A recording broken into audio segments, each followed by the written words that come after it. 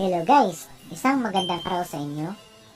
Ito po pala ang front disc brake conversion kit namin. Sa set na ito, magagawa nyo ng may convert ang inyong motor na brake shoe into disc brake. Kompleto na po itong ating mga materyales. So, ang gagawin nyo na lang, ipapa-align nyo na lang siya sa mga mekaniko. Okay, so isa-isahin natin. Ito yung kanyang disc plate. So, lighten po yan guys. So, universal din yan. And then, meron din tayong disc brake bracket. So, para to siya sa mga stock na telescopic. So, hindi nyo na kailangan pang magpalit ng telescopic para mag-disc brake. Okay. Then, next is, meron tayong brake master set. Okay. So, cylinder. So, brake master cylinder. So, naka-bleeding na siya guys. Hindi na kailangan pang i-bleeding.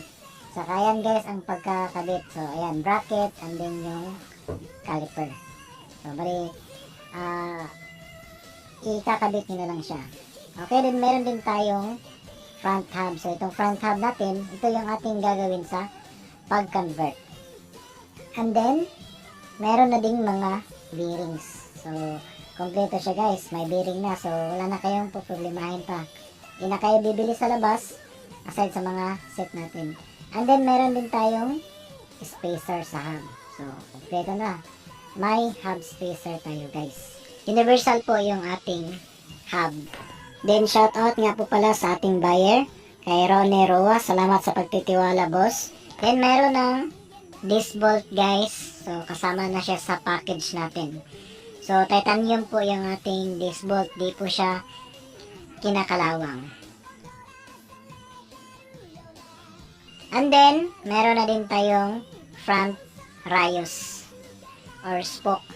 So, pwedeng na siya po ikabit sa inyong stock na rig. Meron din tayong gearbox guys. So, at saka meron ding speedometer cable. So, bali, ikabit na lang siya guys at gagana po ang inyong speedometer. Okay. So, ayan guys, ikakabit natin guys. So, fit na fit po siya guys. Ayan. Then, ikabit nyo lang siya sa hub. Then, ayun. Gana na agad yung inyong speedometer. Okay? And then, meron na tayong front axle. So, yung lumang axle nyo, di na natin gagamitin. May bago na tayo. And then, meron tayong bolt sa caliper papunta sa ating disc brake bracket. Kasama na siya guys sa ating package. Okay. And then, free na po yung ating brake fluid. Aside sa brake fluid, guys, free na rin yung ating mga stickers. Okay, so free po yan, guys. So, shout out po pala sa buyer ko na si Roa from Agusan. Maraming salamat.